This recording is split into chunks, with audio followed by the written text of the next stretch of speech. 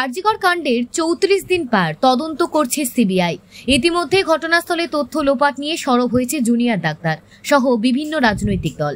আজ তারই প্রতিবাদে হাওড়া জগৎবল্লভপুর বড়গাছিয়া ধর্মতলা থেকে জগৎবল্লভপুর থানা পর্যন্ত এক বিশাল পদযাত্রা কর্মসূচি পালন করা হয় ভারতীয় জনতা পার্টির পক্ষ থেকে।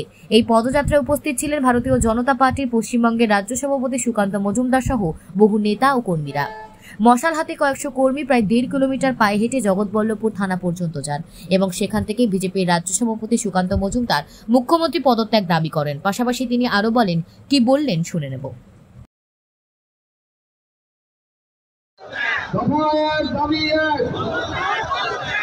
বন্ধুগণ, আজকে ভারতীয় জনতা পার্টির তরফ থেকে আমাদের এই যে ডোমজুর এবং তারপরে জগৎবল্লভপুরের থেকে জগৎবল্লভপুর বিধানসভায় এই যে আমাদের পথসভা এবং তার আগে আমাদের মহামিছিল, সেই মিছিলে যারা অংশগ্রহণ করেছেন তারা অনেকক্ষণ ধরে এসেছেন এবং অনেকক্ষণ থাকার পর যেহেতু রাস্তায় অসংখ্য জ্যাম ছিল আমাদের পৌঁছতে একটু দেরি হয়েছে, সেই জন্য প্রথমে আমি আপনাদের সকলের কাছ থেকে ক্ষমা চেয়ে নিচ্ছি।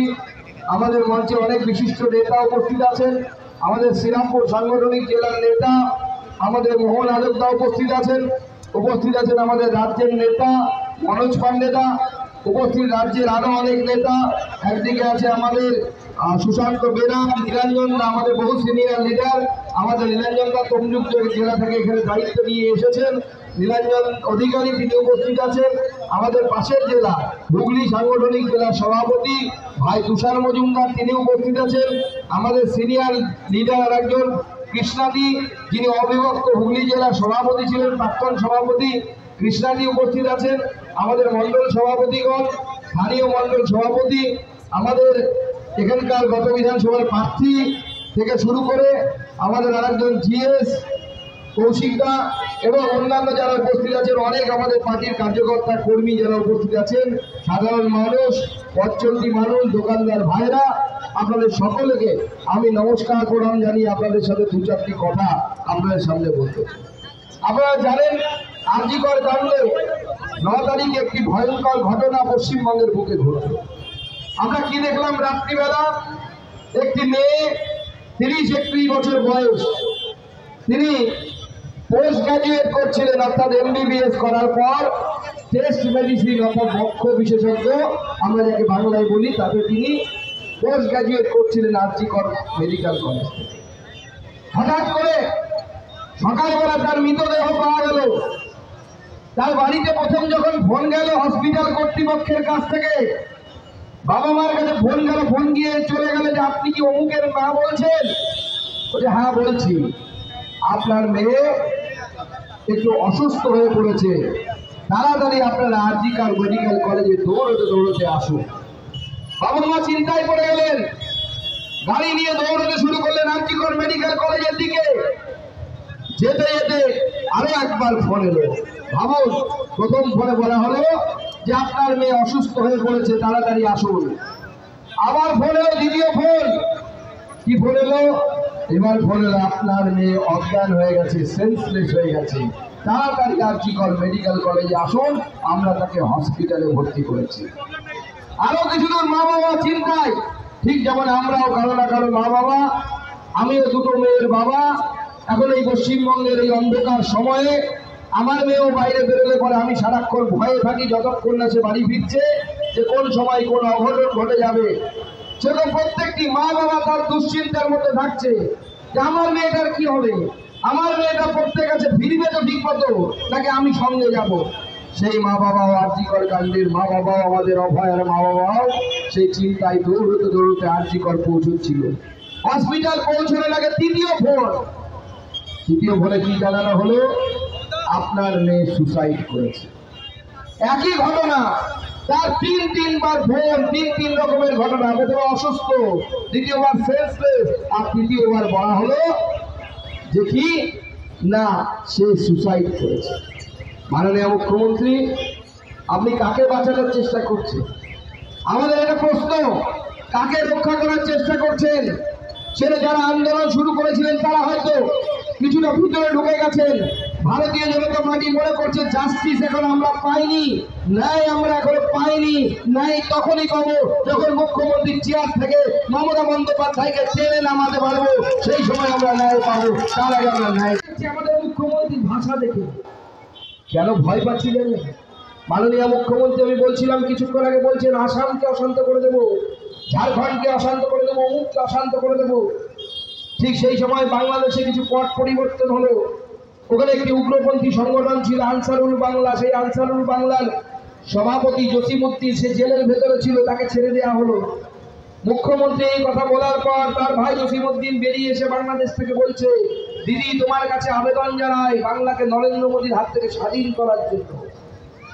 আমরা অনেক কষ্ট করে এই পশ্চিমবঙ্গ পেয়েছি, আমরা ভারতবর্ষের গর্বিত নাগরিক, আমরা দিদির পক্ষের লোক নয়, আমরা ভারত মাতার পক্ষের লোক, আমরা ভারতের সাথে থাকতে চাই।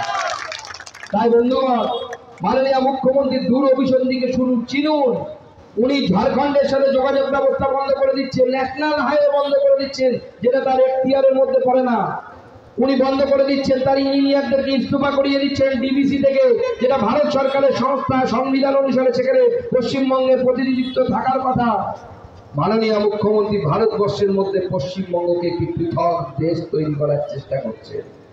কিন্তু মাননীয় মুখ্যমন্ত্রী, আপনাকে আমরা সাবধান করতে চাই, যতক্ষণ পর্যন্ত বিজেপির গায়ে শেষ রক্তবিন্দু আছে আমরা লড়াই করে যাব, এই বাংলাকে বাঁচানোর লড়াই করে যাব, এই বাংলাকে ন্যায় দেওয়ার জন্য আমরা লড়াই করে যাব। সেই জন্য বন্ধুগণ, সময় এসে গেছে, আর বেশি দিন বাকি নেই।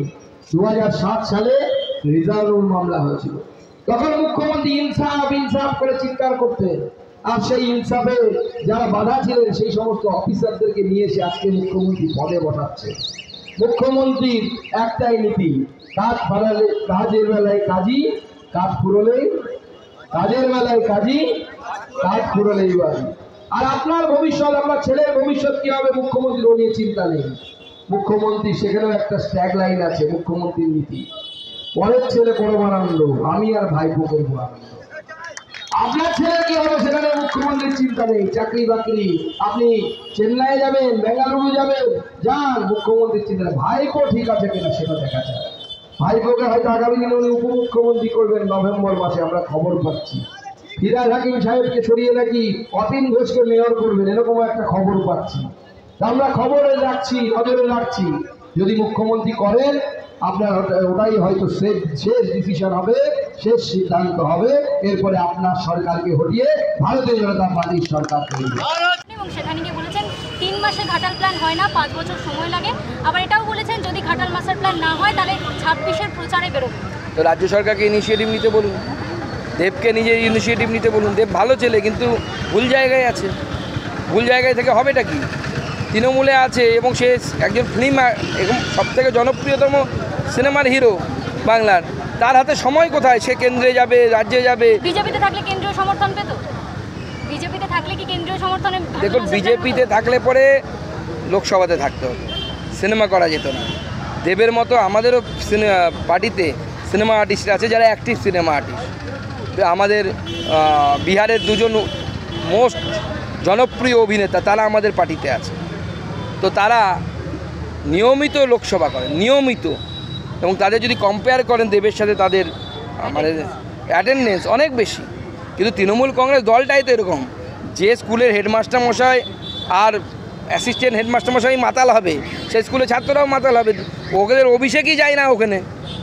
তো অভিষেকই যদি না যায়, ও অ্যাটেন্ডেন্স কত পার্সেন্ট? 2%, 3% অ্যাটেন্ডেন্স হবে অভিষেক ব্যানার্জি গত 5 বছরে। এবার তাও একটু ঢেলা খেয়ে যাচ্ছে, দেখতে পাচ্ছি। কিছুক্ষণ আগে ডাক্তার অপূর্ব বিশ্বাস তিনি একটা বিস্ফোরক অভিযোগ করেছেন, 9ই আগস্ট ময়না তদন্ত করতে হবে, নাহলে রক্ত গঙ্গা বইয়ে দেবো, এরকম হুমকি দেওয়া হয়েছিল।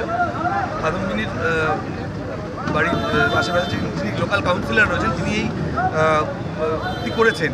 এর আগেও তো দেখা গিয়েছে, তারাও বারংবার প্রশ্ন করেছেন সুদীপ্ত রায় তিনি নাকি জোর করিয়ে সাইন করে নিয়েছেন, এরকম অভিযোগ। দেখুন, আমরা বারবার এই ঘটনাগুলো বলছি, এবং এই ঘটনাগুলো মানুষকে জানানোর জন্য আমরা বিভিন্ন জেলায় এই ধরনের পদযাত্রা করছি এবং তারপরে সভা করছি।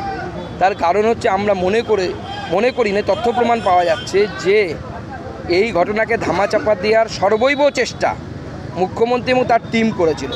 কোনো কারণে অসফল হওয়ার জন্য পরবর্তী বিষয়টি সবার সামনে চলে আসে এবং মাননীয় মুখ্যমন্ত্রী বাধ্য হন তার স্ট্যান্স পরিবর্তন করার জন্য।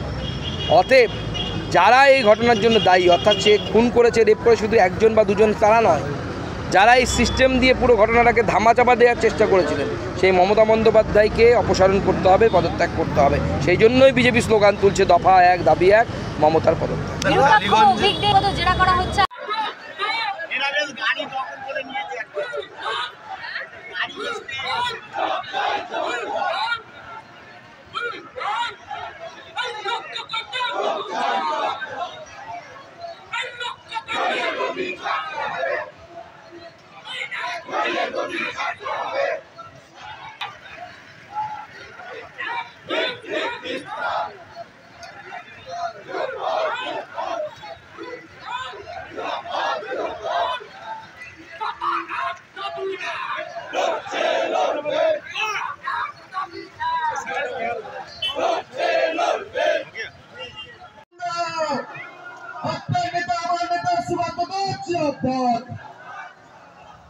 আমাদের মধ্যে মহারাজা উপস্থিত হয়েছে, আমাদের এখানে এসে উপস্থিত